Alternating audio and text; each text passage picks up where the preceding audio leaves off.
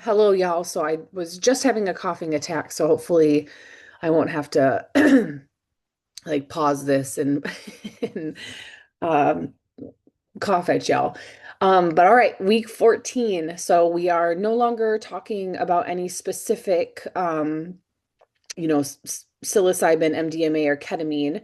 Now, for the last couple of weeks of the class, we're going to move into just considerations for the field moving forward, how we can, balance excitement with precaution and ethics and things like that. So, equity, reporting practices, and policy.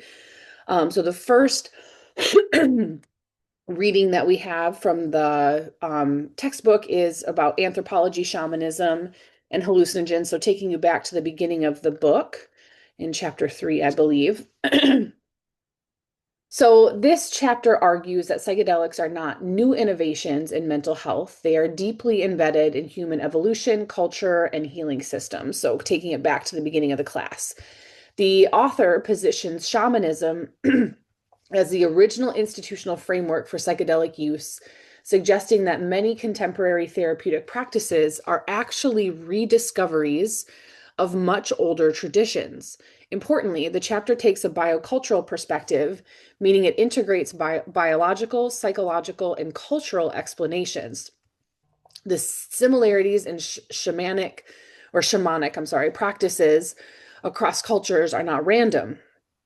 They reflect shared human neurobiology and social organization.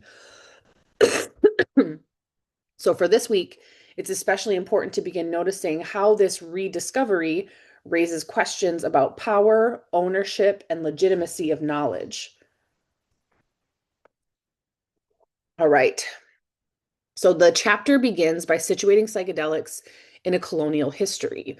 When Europeans encountered indigenous practices, they interpreted them through a Christian lens, often labeling them as devil worship or witchcraft.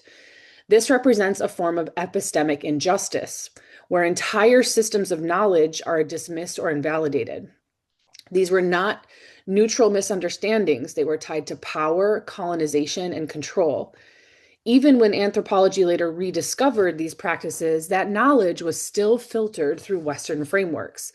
So, what we now call psychedelic science is, in many ways, built on knowledge that was historically suppressed and reframed. The author proposes that psychedelics have played a role in human evolution, particularly through long term exposure to substances like psilocybin mushrooms found across many ecological environments. These substances may have influenced emotional regulation, social bonding, cognitive flexibility, and spiritual awareness. Biologically, psychedelics interact with serotonin and dopamine systems, which are central to mood, perception, and relational behavior. This reframes psychedelics as part of our ecological and evolutionary context, not just as external interventions. So, shamanism is presented as a universal human practice with consistent features across cultures. These include altered states of consciousness, ritualized healing practices, engagement with symbolic or spiritual worlds, and community participation. Healing is not simply symptom reduction, it involves transformation of identity, meaning, and relationships. From a systemic perspective, this is crucial. Healing occurs within relational and communal contexts, not just within the individual. The chapter challenges the term hallucinogen, which implies that psychedelic experiences are false or distorted. Instead, the term entheogen is used to emphasize that these substances generate meaningful, often spiritual experiences. In shamanic traditions, these substances are teachers, these experiences are valid and informative, and knowledge is relational and experiential. This shift in language reflects a deeper shift in worldview and highlights how terminology shapes what is considered legitimate knowledge. The chapter highlights research demonstrating that psychedelics increase emotional empathy, excuse me, y'all, reduce fear responses, enhance feelings of trust and connection, and increase openness and extroversion. These changes are deeply relational. From a couple and family lens, these effects may reduce defensive cycles, enhance emotional accessibility, and promote relational repair. This helps explain why psychedelics are being explored in relational therapies. Shamanic rituals function as sophisticated systems for managing altered states of consciousness. These include dietary restrictions, sexual abstinence, structured environments, and music, rhythm, and collective experience. These practices regulate emotional intensity, shape meaning making, and support integration. Modern psychedelic therapy often incorporates similar elements, such as preparation, music, and integration, but often without explicitly acknowledging their origins in indigenous traditions.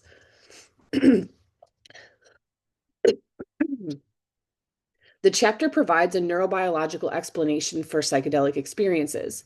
Psychedelics disrupt serotonergic regulation, increase connectivity across brain networks, reduce top down control from the default mode network, and allow unconscious material to emerge.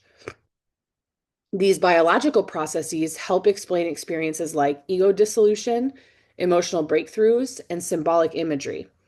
Importantly, these mechanisms align closely with shamanic descriptions of altered states.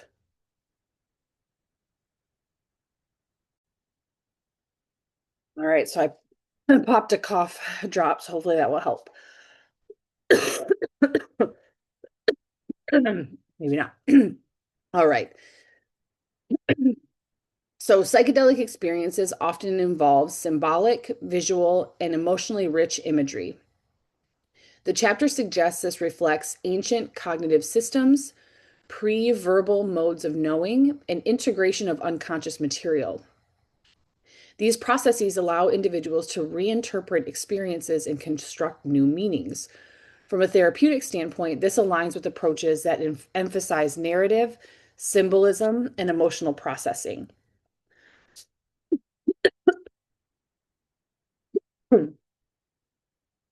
This chapter has major ethical implications. Modern psychedelic therapy draws heavily from indigenous knowledge systems, yet often does so without full acknowledgement or reciprocity. This raises concern about cultural appropriation, decontextualization of practices, and inequitable access to treatment.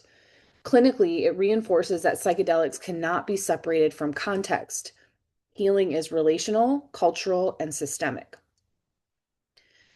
This is a highly integrative and compelling chapter, particularly in how it connects anthropology, neuroscience, and clinical practice. However, there are limitations. It may idealize shamanism without fully addressing complexity or harm. It does not deeply interrogate. It does not deeply interrogate modern inequalities in psychedelic research and access. And it assumes universality when that may overlook cultural specificity.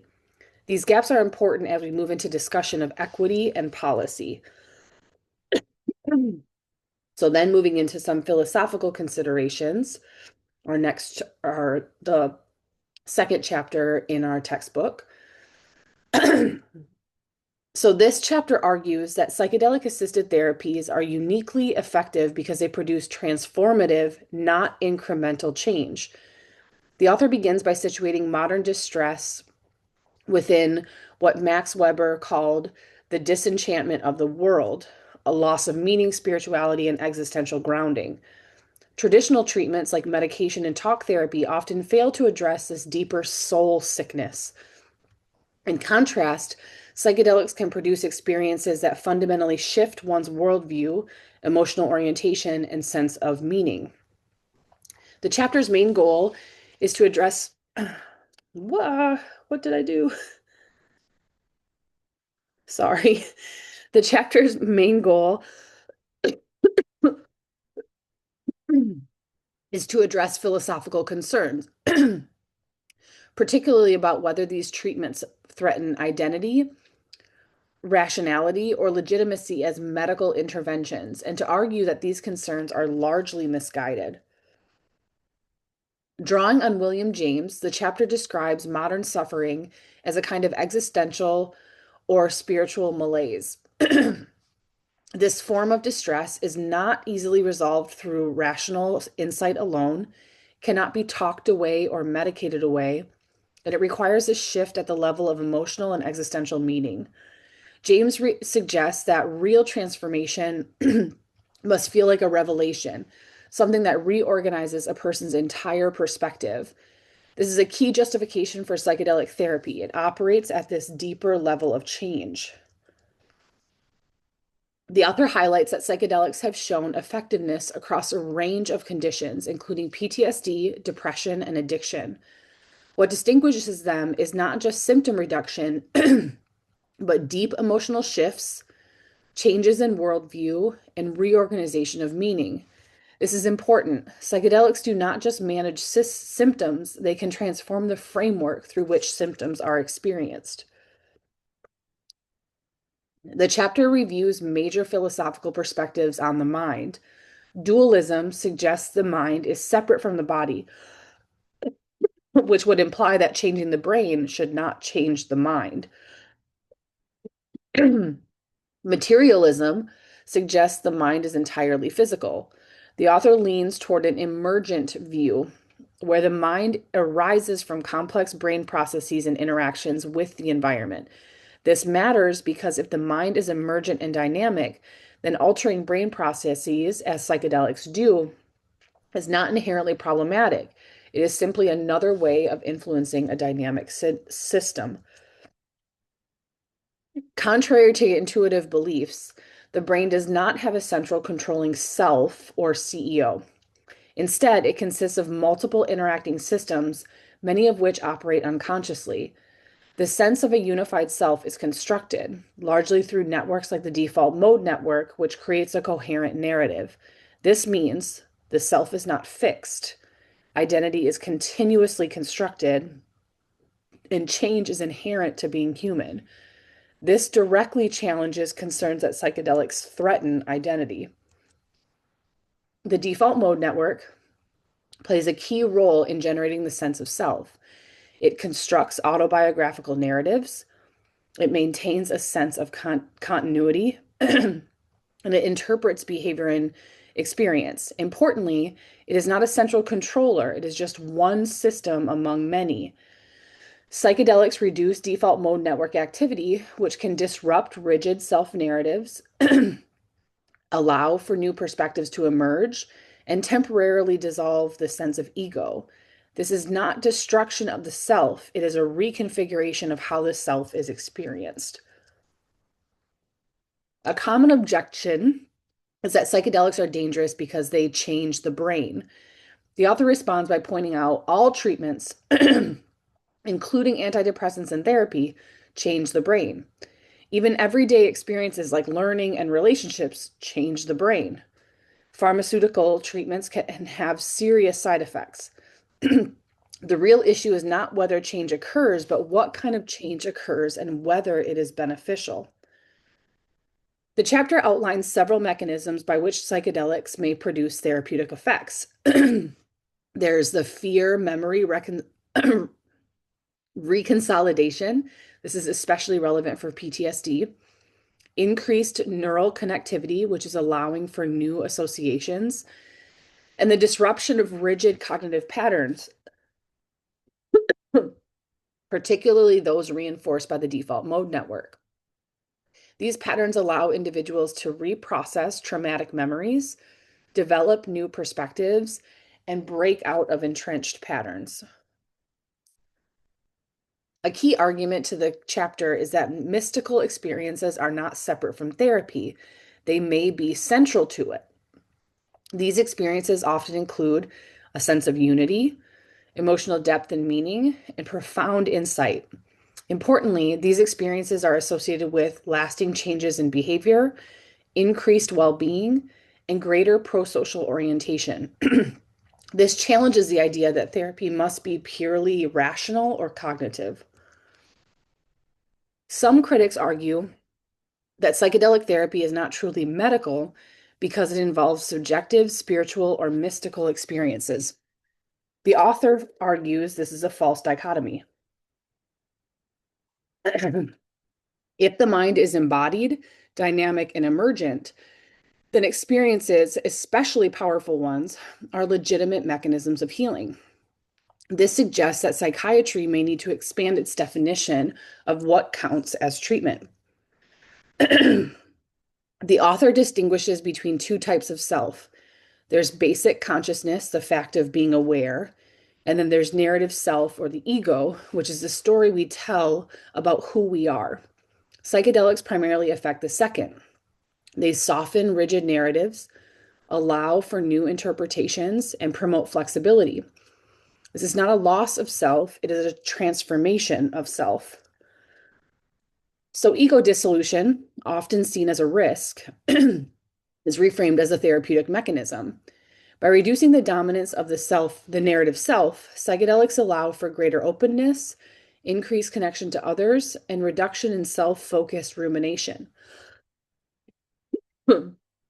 Research shows that these experiences are often associated with increased generosity, improved relationships, and greater life satisfaction. This chapter pushes us to rethink what therapy is.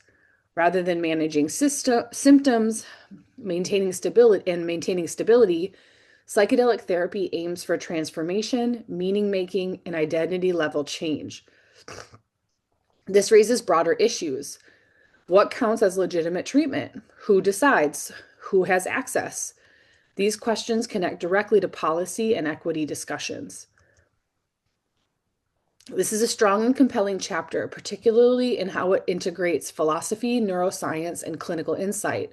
However, it may underemphasize risks or adverse experiences. It focuses more on individual transformation than systemic inequalities or inequities. It does not deeply engage issues of access, privilege, or global disparities. These gaps will be important as we integrate this reading with others this week. All right, so then to our first article, Enhancing Equity-Oriented Care in Psychedelic Medicine. All right, this article situates psychedelic medicine at a pivotal moment, what the authors describe as a critical juncture where broader legalization and medicalization appear imminent, but the structure of access and delivery has not yet been fully determined. The central concern is not whether psychedelic therapies are effective, that is largely taken as promising, but rather who will benefit from them.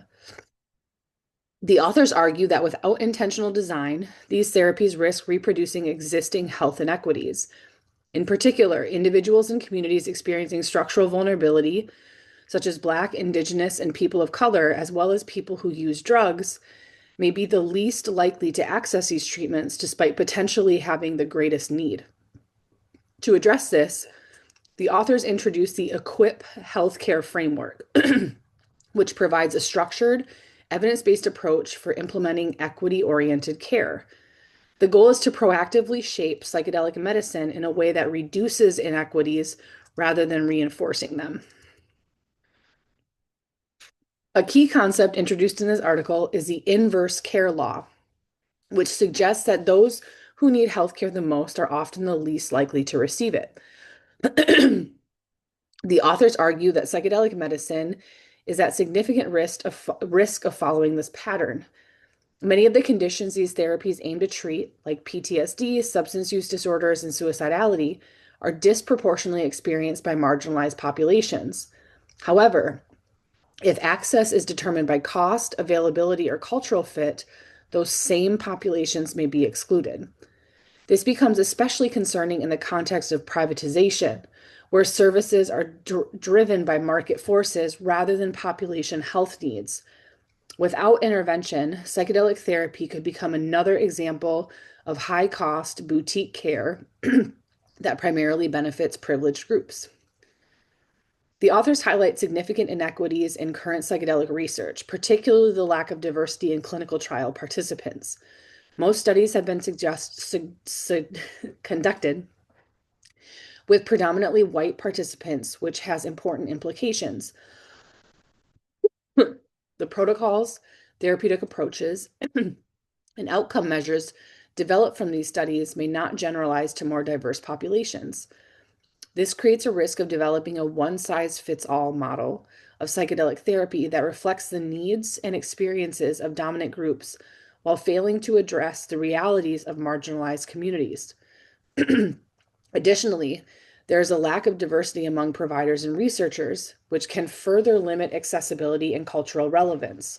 From a systemic perspective, this reflects broader patterns in healthcare where knowledge production is shaped by those in positions of power. This article strongly situates psychedelic medicine within its broader historical and structural context. The war on drugs has disproportionately impacted Indigenous communities and communities of color, leading to mass incarceration, trauma, and mistrust of institutions. This creates a paradox. Substances that were criminalized and used to harm certain communities are now being medicalized and commodified, often without those communities benefiting. Additionally, the authors highlight the role of Indigenous knowledge systems, which have long included the use of psychedelics for healing and ceremony. Modern psychedelic medicine often draws from these traditions, yet frequently does so without proper acknowledgement, reciprocity, or inclusion. This reflects ongoing patterns of colonial extraction and appropriation, raising significant ethical concerns. The EQUIP framework is introduced as a comprehensive, evidence-based model for addressing health inequities. Importantly, this framework operates at the organizational and systems level rather than focusing solely on individual clinician attitudes. It emphasizes structural change, how services are designed, delivered, and experienced. As shown in the figure on page 3, the framework includes 4 interconnected dimensions: trauma and violence-informed care, harm reduction, culturally safe care, and contextual tailoring. These dimensions are not independent. They work together to create care that is responsive to the realities of people experiencing inequities. So, trauma and violence-informed care expands traditional trauma-informed approaches by explicitly recognizing the role of structural violence, including racism, poverty, and systemic oppression. This is particularly important in psychedelic therapy, where individuals may enter highly vulnerable states. Psychedelics can increase suggestibility, reduce control, and intensify emotional experiences, which means that safety is absolutely critical. For individuals who have experienced systemic or interpersonal trauma, these altered states may be especially complex or even threatening. The authors emphasize the importance of building trust, providing psychoeducation, and offering gradual entry into treatment, such as lower doses. Additionally, they critique existing diagnostic frameworks like the DSM for failing to fully capture forms of trauma rooted in systemic oppression, such as race-based trauma. Harm reduction is a key component of equity-oriented care. Rather than requiring abstinence or imposing rigid treatment goals, harm reduction emphasizes meeting clients where they are and supporting their goals, even if those do not include stopping substance use. This is particularly relevant for psychedelic medicine, where individuals who use substances may seek treatment for a variety of reasons beyond cessation. The authors also suggest that harm reduction should extend beyond clinical settings, since many people will use psychedelics outside of therapy. Providing education, preparation, and integration support can reduce risks and enhance benefits. Importantly, this approach challenges traditional medical models that prioritize control and abstinence over autonomy and lived experience. Cultural safety goes beyond cultural competence by directly addressing power imbalances, racism, and systemic inequities within healthcare systems. In psychedelic medicine, this includes recognizing and honoring Indigenous knowledge systems, avoiding appropriation and commodification, and involving diverse voices in research and practice. The authors also highlight the need to address heterosexism and transphobia within the field. Historically, psychedelics were even used in harmful practices such as conversion therapy, which underscores the importance of intentional inclusivity. They also critique standard practices such as gender binary therapist dyads, which may exclude or alienate LGBTQIA2 plus individuals. Cultural safety requires not just awareness, but active restructuring of practices to ensure inclusivity and respect. The final dimension of the EQUIP framework focuses on tailoring care to specific contexts and addressing structural inequities, particularly those related to income. The authors argue that psychedelic therapies must be integrated into public healthcare systems or insurance coverage in order to be accessible. If these therapies are primarily offered in private settings, they will likely be prohibitively expensive for many individuals, reinforcing inequities. They also emphasize the importance of including providers who work in underserved communities, engaging in community-based participatory research, and designing services based on the needs of specific populations. This is where policy becomes central. Decisions about funding, regulation, and delivery will determine who has access. The authors acknowledge that implementing equity-oriented care involves real tensions. For example, increasing safety through longer preparation, more providers, or additional support often increases cost, which can reduce access. Similarly, clinical trials emphasize standardization, while equity requires flexibility and responsiveness to diverse needs.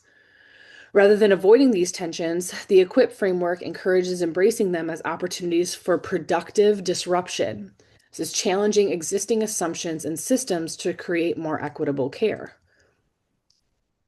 The takeaway from this article is that equity cannot be an afterthought in psychedelic medicine. It must be intentionally built into the field from the beginning.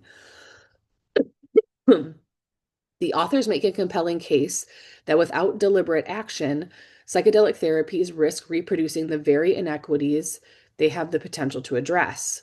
The EQUIP framework provides a concrete, actionable model for integrating equity into practice, but doing so requires system-level change, not just individual awareness. Ultimately, this article challenges us to think about efficacy and ask a deeper question: who this is for and who is left out? Who is this for and who is left out? All right, our next article about socioeconomic representation in psychedelic trials. So this article takes a systemic empirical look at a question that has been more conceptual in prior readings, namely who is actually represented in psychedelic clinical trials.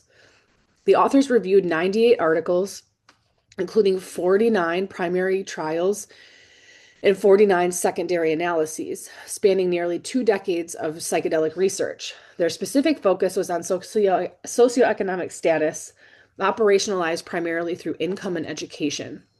What makes this study particularly important is that it moves beyond general conversations about diversity and examines whether SES is even being measured at all.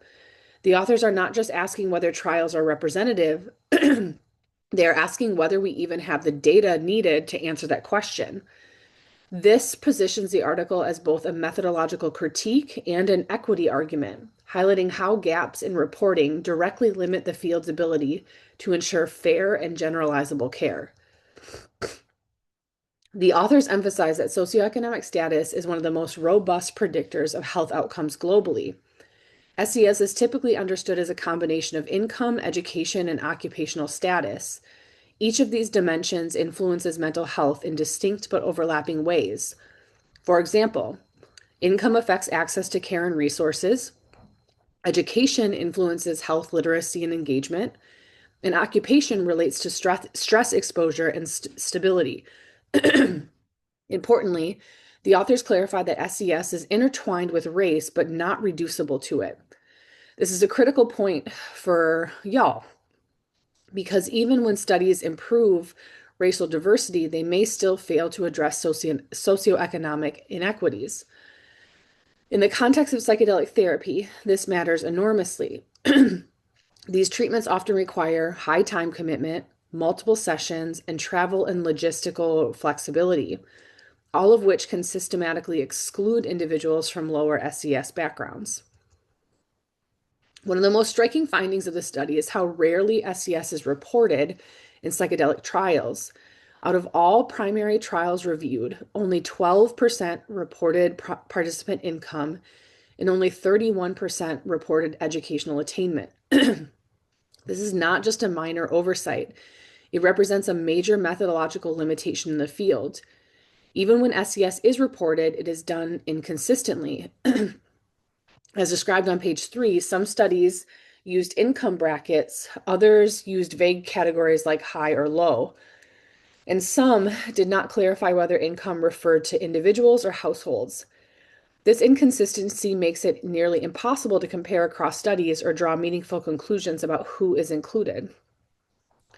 From a teaching perspective, this is a powerful example of how what we choose to measure and not measure shapes the knowledge we produce. Among the studies that did report SES, a clear pattern emerged. Participants were disproportionately from higher socioeconomic backgrounds. For example, in US-based trials, 93% of participants had some college education compared to 62% internationally. Nationally. 75% had a college degree or higher compared to 37% of the US population. Additionally, some major psilocybin trials reported median incomes of 100,000 or more, which is more than double the national median income. These disparities suggest that psychedelic research is currently being conducted on a relatively privileged subset of the population. From a clinical standpoint, this raises concern about external validity. Will these treatments work the same way for people with fewer resources? Are we studying outcomes under conditions that are not representative of real-world contexts? An important nuance in this study is that SES disparities were not uniform across all trials. In US and UK trials, participants tended to be highly educated and higher income. However, in some international trials, particularly in Spain and Brazil, participants were more representative of lower SES populations. For example, a Brazil-based trial included participants with lower educational levels and incomes closer to national averages. A Spain-based trial reported mostly low to median income participants. This suggests that study context matters significantly. Factors such as healthcare system structure, recruitment strategies, and inclusion criteria all shape who ends up participating. This is a key teaching point. Disparities are not inevitable. They are produced by systems and therefore modifiable. The authors outline multiple barriers that may prevent individuals from lower SES backgrounds from participating in trials. First, psychedelic therapy protocols are highly intensive. They require multiple preparation sessions, full day dosing sessions, and follow-up integration. These demands can be difficult for individuals with inflexible work schedules or caregiving responsibilities. Second, logistical barriers such as transportation and childcare are often not adequately addressed. Third, financial compensation may not be sufficient to offset lost wages or other costs associated with participation. Finally, strict diagnostic exclusion criteria, common in academic research, may disproportionately exclude individuals with more complex or comorbid conditions, which are more prevalent in lower SES populations. Together, these factors create a system where participation is effectively limited to those with greater flexibility and resources. The authors introduce an important concept, psychedelic literacy. This refers to familiarity with psychedelics, their effects, potential benefits, and cultural meanings. Research cited in the article shows that individuals with higher education and income are more likely to have knowledge about psychedelics, have prior exposure or social normalization of use, and feel comfortable participating in trials. This creates a feedback loop. Higher SES individuals are more likely to participate. Research findings are based on their experiences, and treatments are developed with their needs in mind.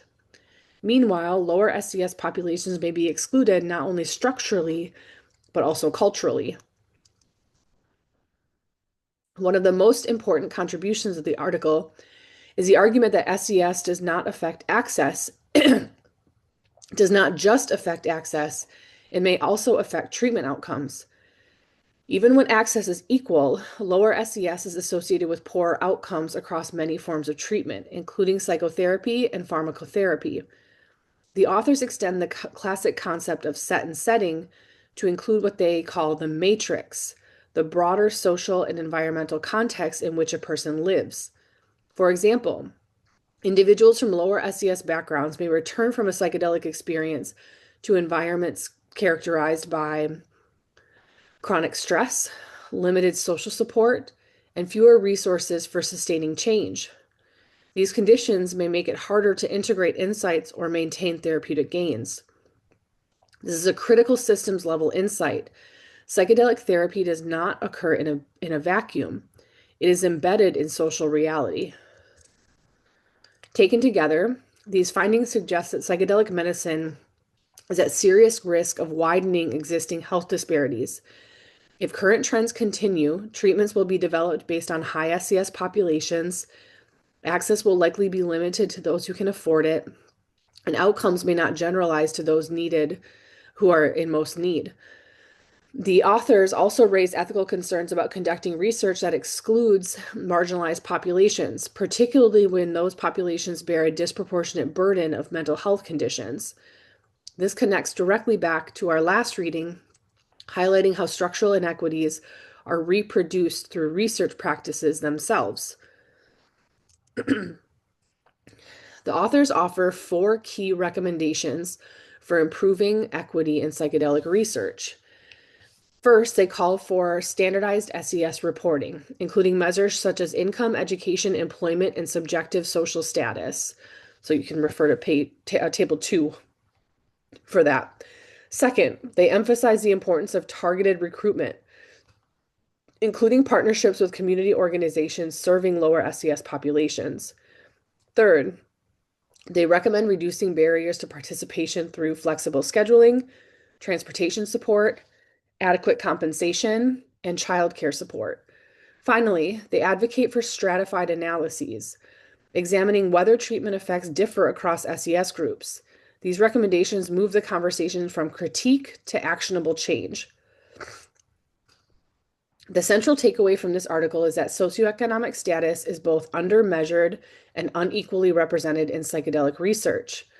This is not just a data problem, it is a structural issue that shapes who participates, what we learn, and who ultimately benefits. The authors make a compelling case that improving equity in psychedelic medicine requires changes at the level of research design, not just clinical practice. So for y'all, this is a powerful example of how systemic inequities operate upstream, long before therapy even begins. All right, and then our last reading, talking about naturalistic psychedelic use in depression.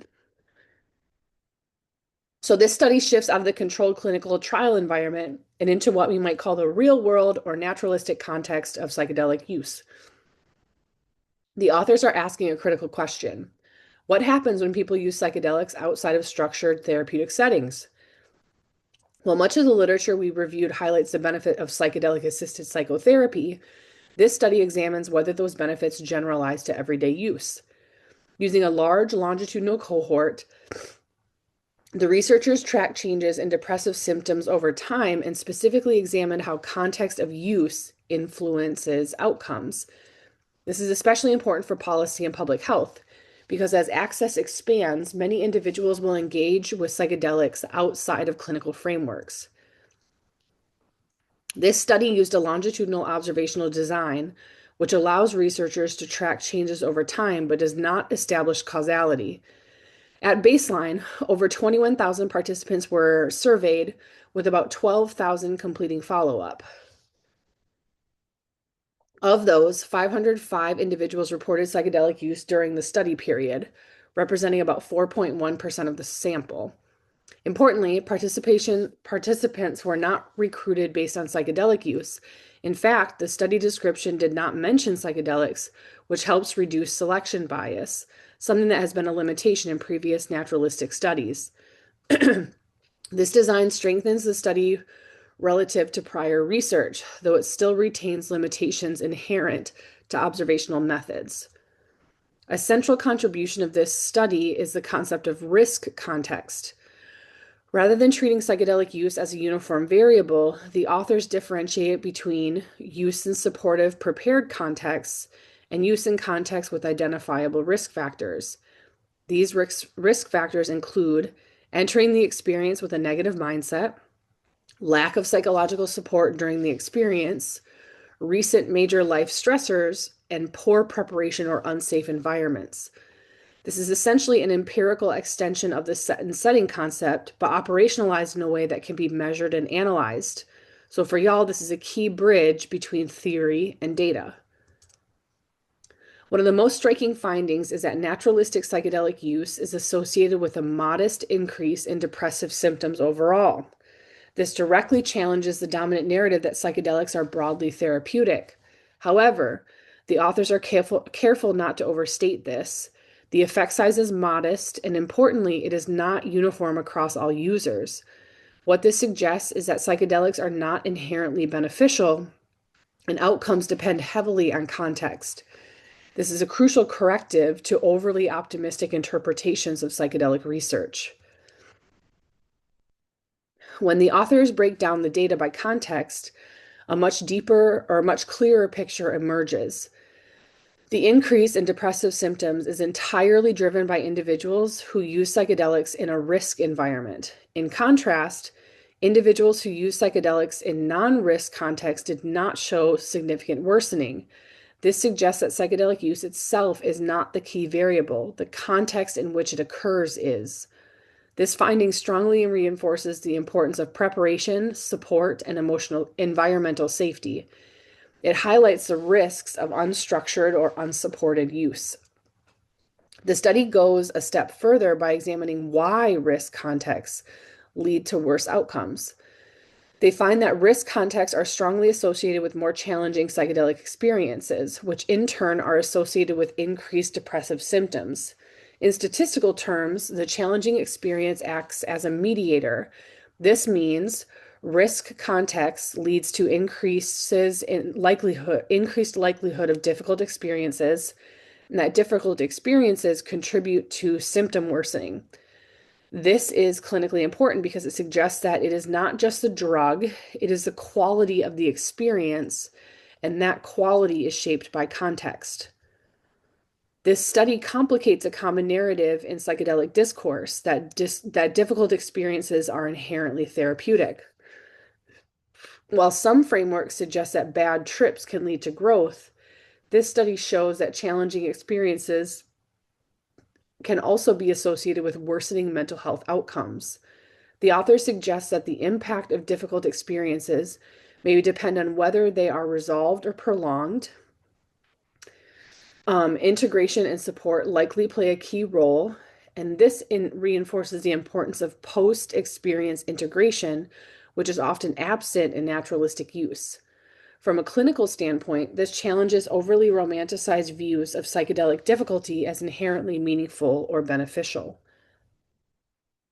The authors are appropriately cautious about their findings.